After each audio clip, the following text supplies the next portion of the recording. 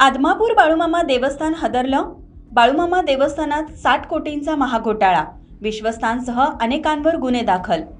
कोल्हापूर जिल्ह्यातील भुदरगड तालुक्यातील आदमापूर येथील संत सद्गुरू बाळूमामा देवस्थान समितीमध्ये तब्बल 60 कोटी 75 लाख 28,050 रुपये इतक्या मोठ्या आर्थिक गैरव्यवहाराचा गुन्हा दाखल करण्यात आला आहे.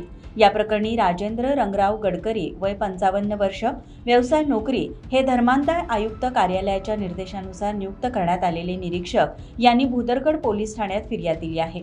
फिर्यादीनुसार मार्च 2020 ते मार्च 2026 या कालावधीत आदमापूर येथील संत सद्गुरू बाळूमामा देवस्थान समितीच्या तत्कालीन निरीक्षक तथा कार्याध्यक्ष रागिनी खडके, तत्कालीन सचिव रावसाहेब विराप्पा कोणकेरी, सार्वजनिक न्यास नोंदणी कार्यालयाशी संबंधित व्यक्ती तसेच इतर विश्वस्त, व्यापारी, कंत्राटदार आणि मध्यस्थ यांनी संगनमत करून देवस्थान समितीच्या निधीमध्ये मोठा आर्थिक अपहार केल्याचा आरोप करण्यात आला आहे.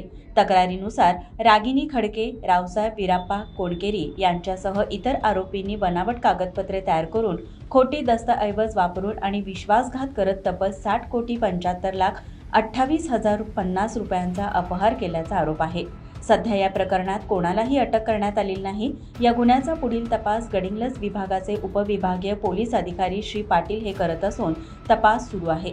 कोल्हापूर जिल्ह्यातील धार्मिक संस्थेशी संबंधित हा आतापर्यंतच्या मोठ्या आर्थिक गैरव्यवहारांपैकी एक मानला जात असून या प्रकरणातील पुढील तपासात आणखी धक्कादायक माहिती समोर येण्याची शक्यता व्यक्त केली जात आहे.